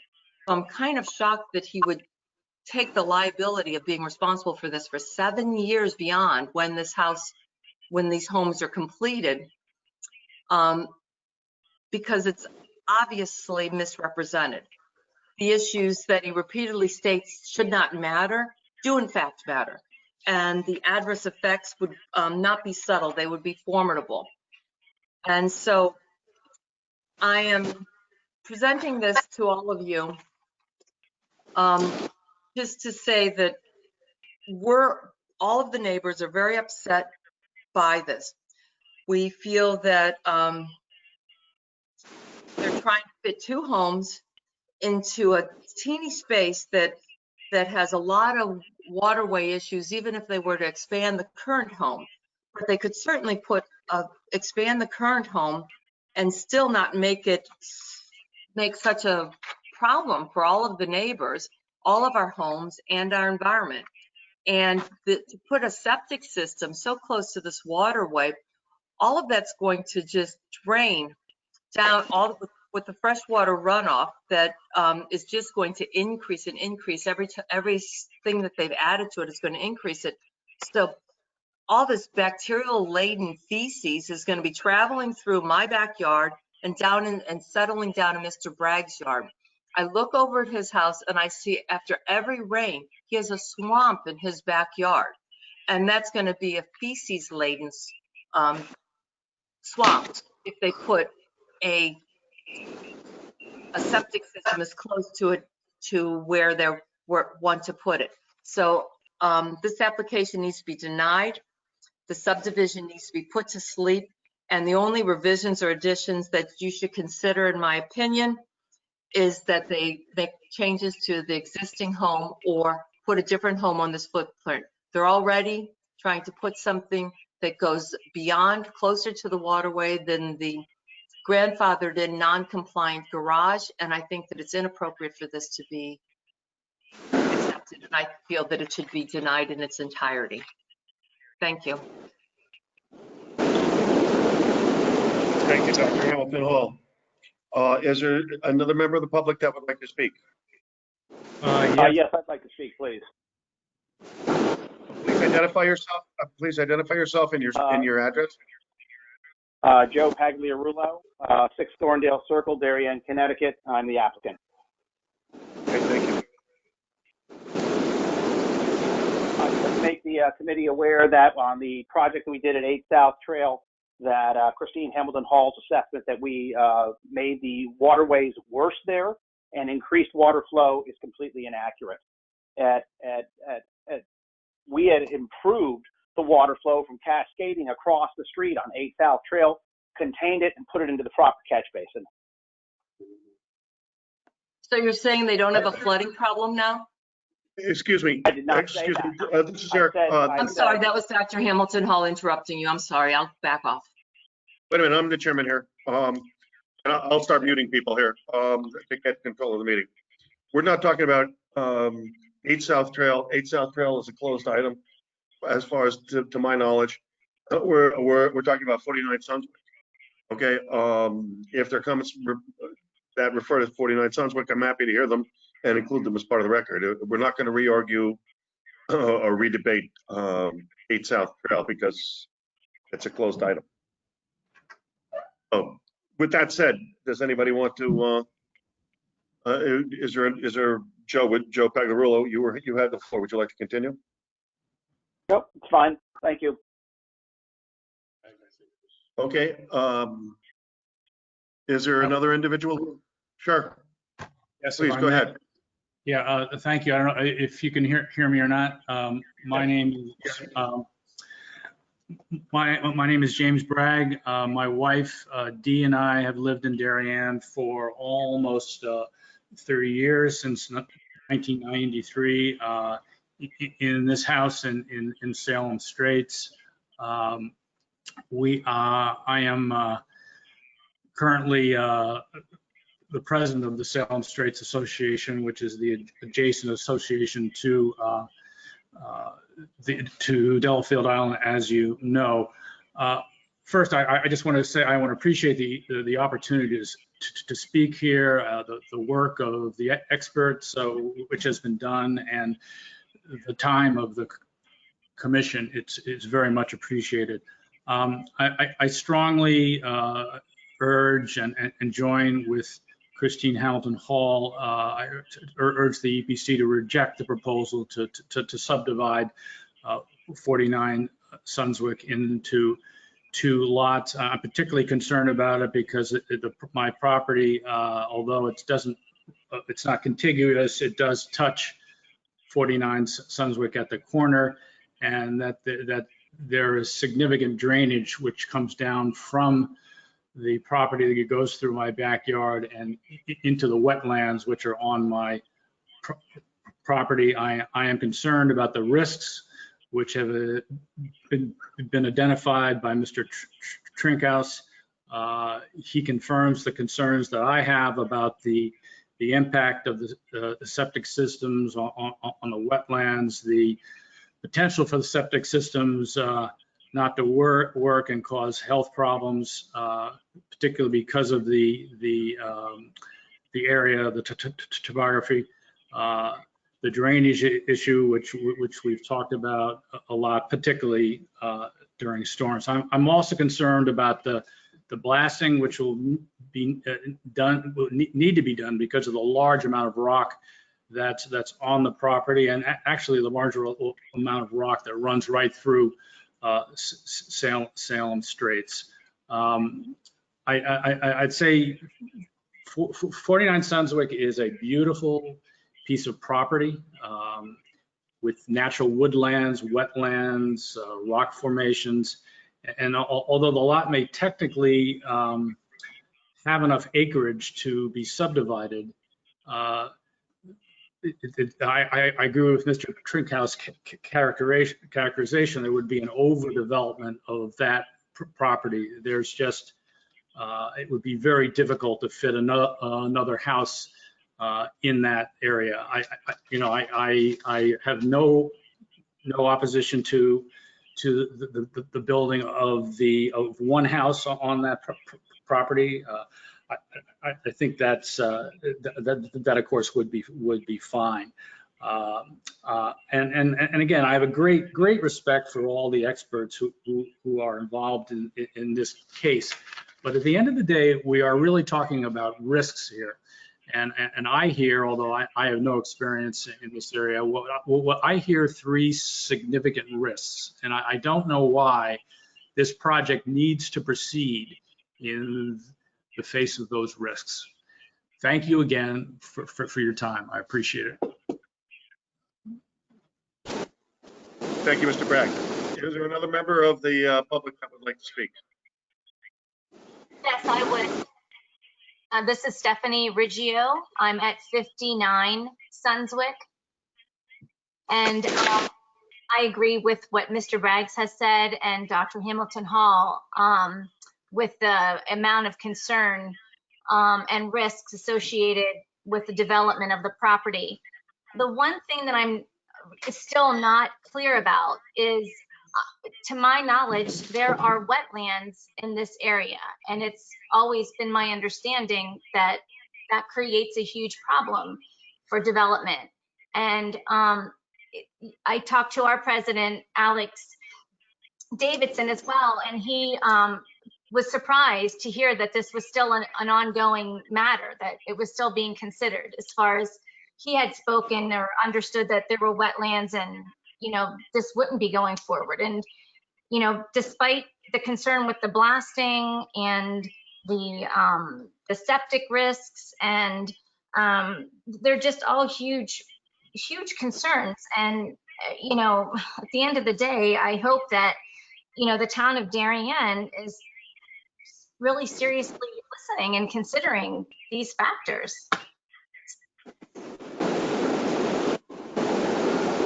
Yes, Mr. Riggio, as chairman of APC, trust me, we, myself, and I feel I can speak for my fellow commissioners, spend a lot of time each month trying to go through and apply state regulations so that the wetlands, inland wetlands and watercourses remain and are remain as they are and are not modified.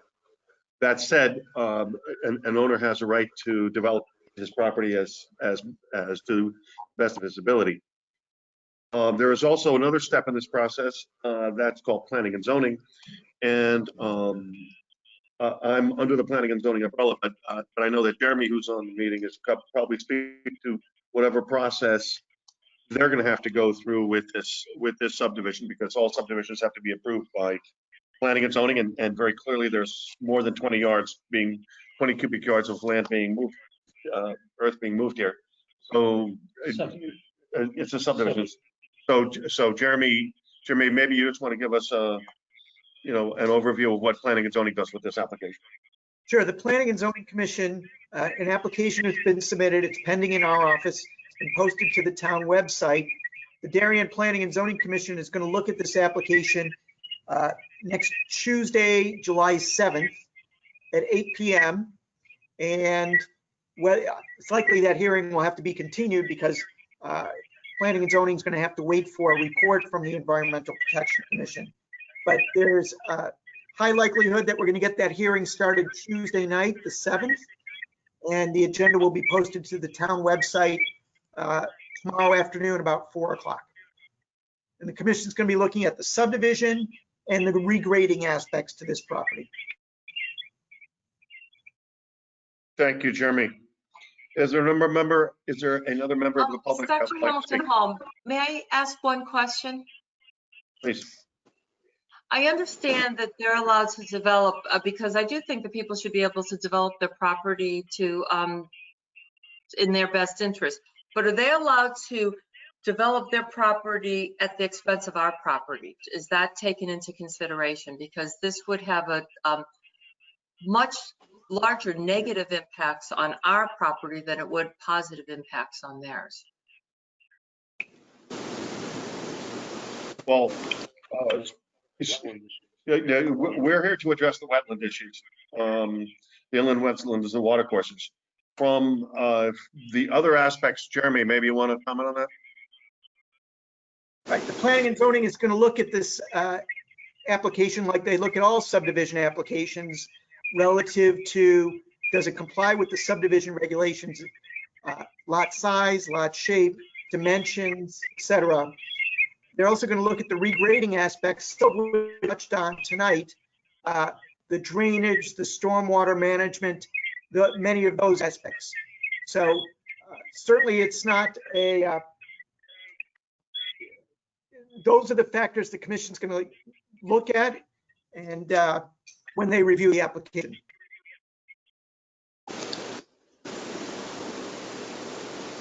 Okay, is there another member of the commission that would like to, excuse me, another member of the public that would like to talk? I'm Gregory Glashen. I live at 17A Sunswick Road. The tree number 37 that you were looking at on your map is on our property. Really, my question really concerns the flow of water that goes into the, I share the wetlands with the other people.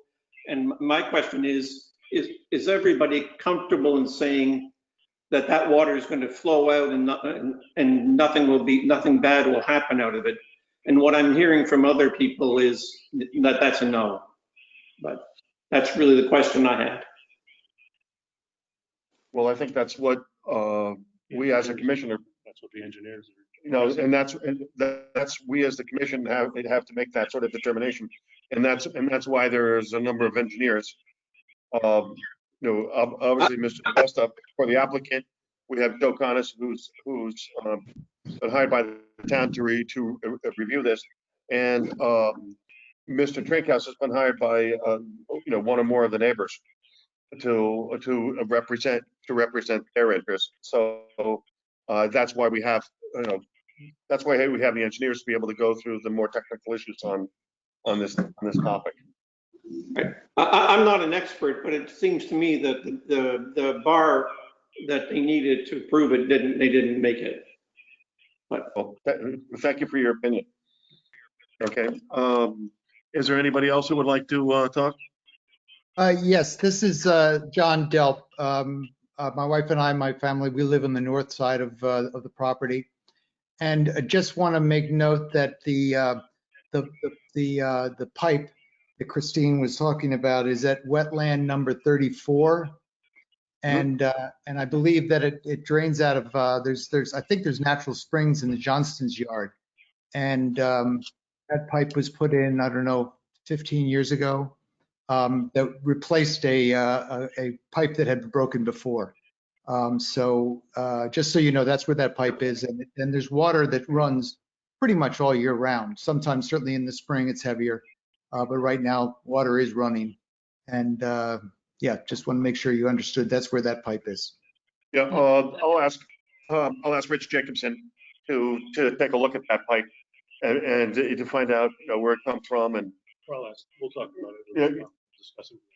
Okay, well, Rich will discuss that with the engineer, but very clearly it's designated on the map there, John. So, okay, do you have anything else? Is there another member of the public that would like to speak?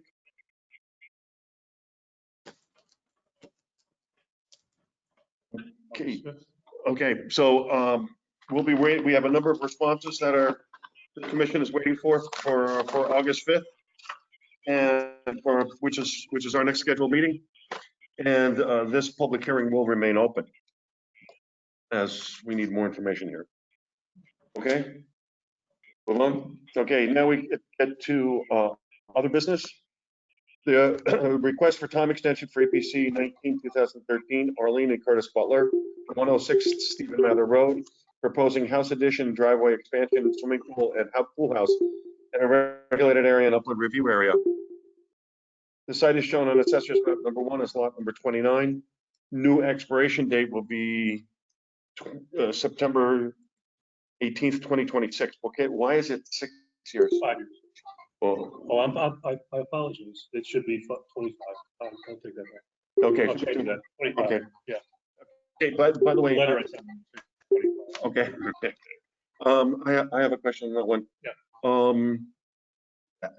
They, as I recall the application, they were supposed to do remedial work for the wetlands in the back part of the property by the pool, They etc. actually did some of that outbuilding pool, but they would have to complete that at the time they build the pool. So that's Okay. So that was mitigation for work within your review area. Right. And it's some of it's in a conservation Right. easement that already exists. So they would have to do that at the time they build the pool. They don't know that they're going to build it, but they want to keep the option open. Okay, they want to keep That's what they. No, that's fair. No, I understand they want to keep the option open, but for that, we said they're going to have to fix the, take care of the invasives, the normal. There was that I don't remember a lot of invasives, but it was a large lawn area. There was a large lawn area that was there that they were going to fix. And some Right. that they were going to plant. Right. Right. They've done some planting But they haven't. years ago, but no, they would have to comply with the same conditions. Yeah. But we don't make them do that if they don't do the project. Okay. They don't have to do the mitigation if they don't do the Okay. project. is what I'm saying. So do we need to vote on this? Yeah. Okay, so the new extension will be September 18th, 2025, not 2026. Right. So Jim, may I have a motion to approve this? Yes, under our other business on our agenda, I move to grant this extension, as you said, Eric, through September 18, 2025 for 106 Stephen Mather Road. Okay, great. Susan, can I have a second? I second the motion. Great. Without objection, I'll consider that a unanimous vote. Minutes of, excuse me, getting hoarse like Dr. Vesta. Minutes of June 3rd, 2020. All the commission members have that. Was there any? I had comments, which I've already read. Good, and nothing on the typos. Okay. Oh, you guys are great at that. Thank you. Thank you, Kelly. Thank you, Susan. Thank you, Jim Millard. Okay. Given those small edit changes, may I have a motion, Jim, to approve the minutes? Yes, Mr. Chairman, I move that we approve the minutes of the June 3rd, 2020 meeting. Okay, Susan, may I have a second? I second the motion. Great. Without objection, minutes are approved. And to the, I guess the next is to adjourn, right, Rich? Okay, Jim, your pleasure to move to adjourn. I move that we adjourn tonight's meeting of the Environmental Protection Commission. Great, Susan, a second. I second the motion. Okay, without objection, we are adjourned. Thank you very much. Thank you, Jeremy.